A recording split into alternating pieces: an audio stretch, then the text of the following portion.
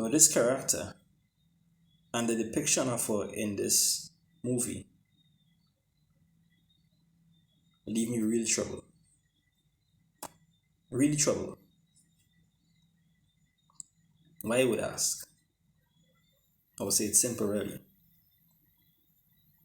Now, I'm watching this character, and I'm literally convinced that this character should be around the age of 14, 15 years old, judging by the way she's portrayed in said movie.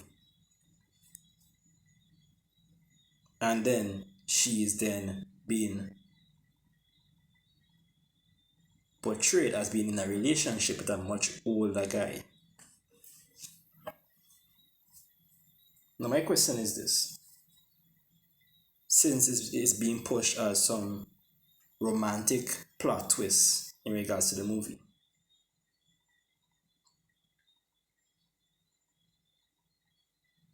is it really, especially piggybacking off of the R. Kelly situation that has been going on for the last 3 years, is it really a thing that black men are so heavily fascinated with young teen girls? Or is it that black women enjoy portraying these girls of this particular age group in a sexual light? I would say the latter, and here's why.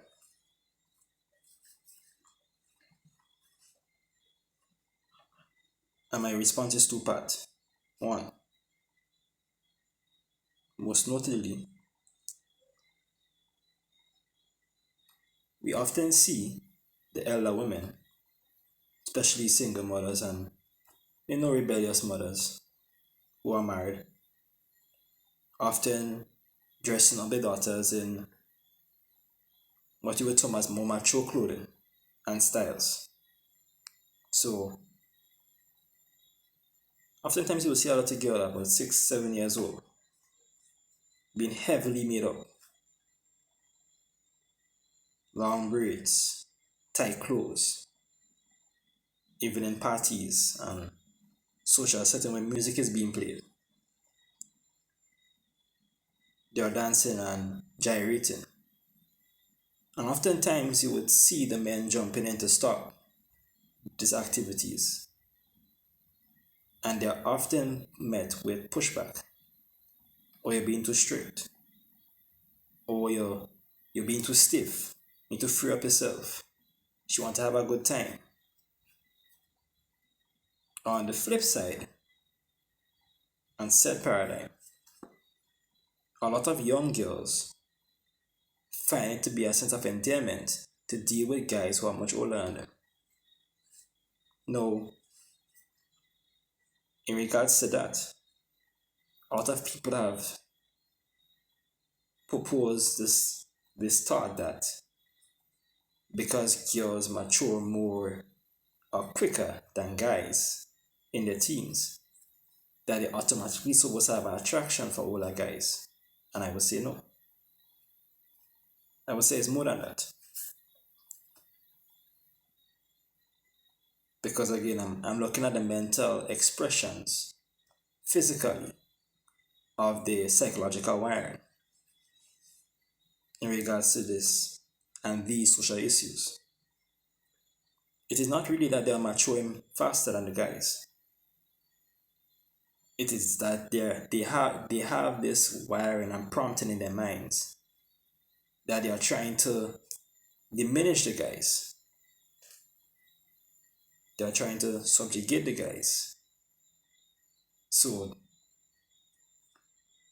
these young girls dealing with older guys is a sense of showing off in regards to the other guys.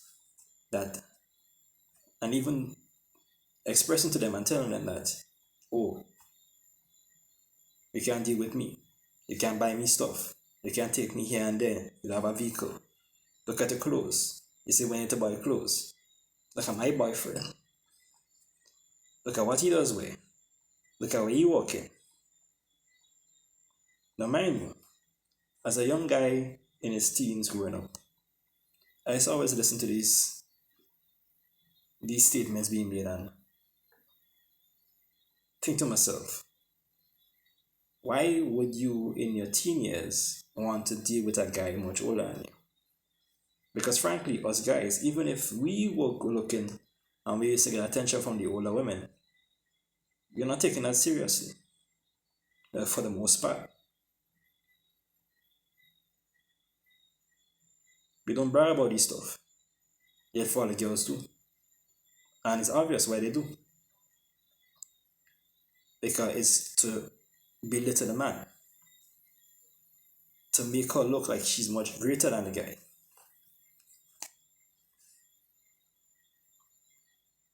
Now, going back to the previous situation, in regards to the sexualization of these teen girls, another thing comes up. The issue of single mothers pimping on their daughters to their boyfriends or stepfathers, or even guys they're just casually sleeping with in exchange for money and relationship safety, if I could use that term.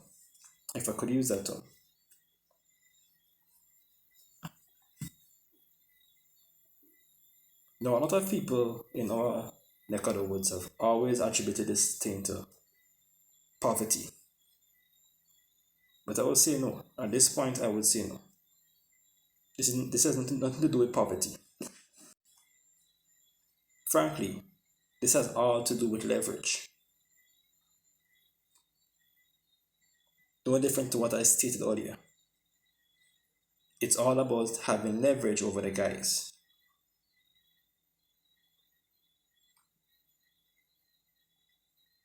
Another thing, the issue of dating in regards to men dating girls younger than them. The whole rocking the cradle concept. Now, mind you, this is understandable for a girl at that particular age in regards to the movie. Because again, like I said, she looks like 14 to 15 years old. Now, we see this thing being portrayed in the beginning of the movie, where the father is trying to sell off, but it's not even the case because he starts to pay a dowry to an older guy. Now, mind you, it is frowned upon and even looked down upon in this portrayal with the father and the older guy in the beginning of the movie. But yet, for all, I'm sure that it's been celebrated in regards to her and the guy later on.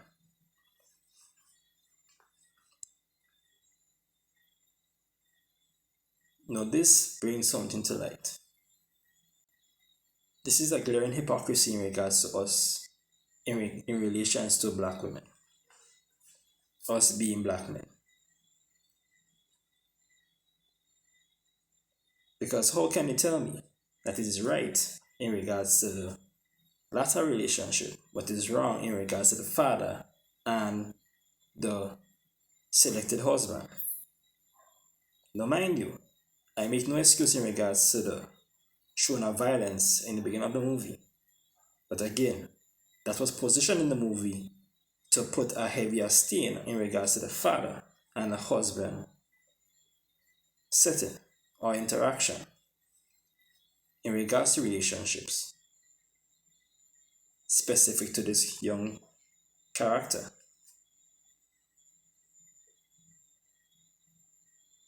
It's obvious that they want to show it in a bad light.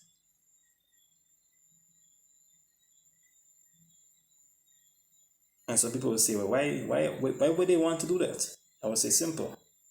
Because again,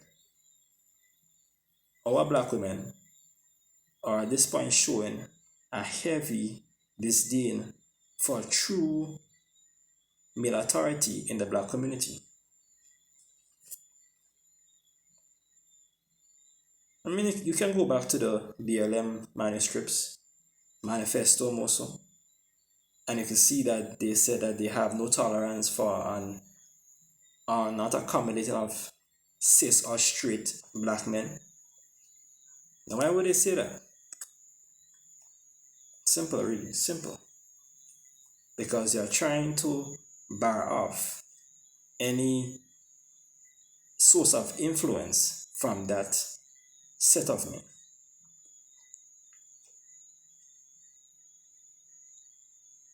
They don't really want the men to reassume, or in this case, assume their rightful position as leaders of the community.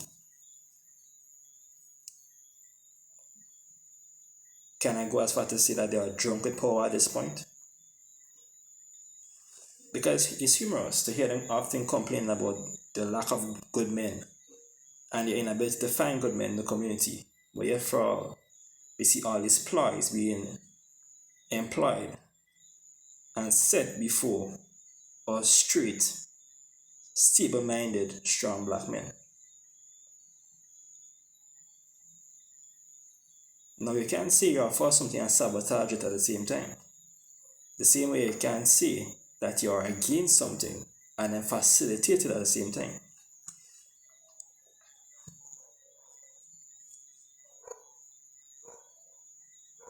Now, it's obvious that at this point, we should call out the hypocrisy. We should call out the hypocrisy. Because it's not really that we are so fixated on this. Because frankly, if you look at any account in regards to these things happening, or these things happening also, there's always a correlation in regards to the man being under the influence of a single mother. You don't usually hear these cases in dual parent or father and mother households.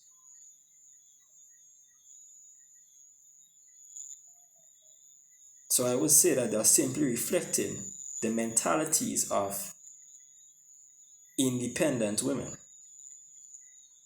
Women without a man who is guiding them.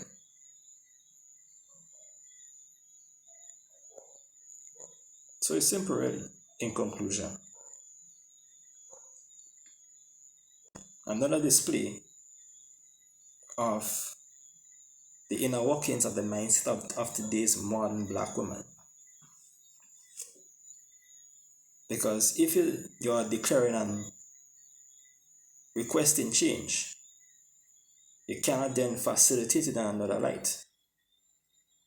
If we really want to see resolution in regards to certain matters, you cannot be causing chaos in said matter on the other side. As the Bible says, let your yea be yea and your nay be nay. Let your yes be yes and your no be no.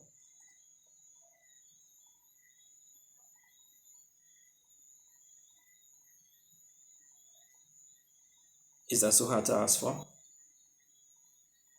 Is this really unreasonable? Well,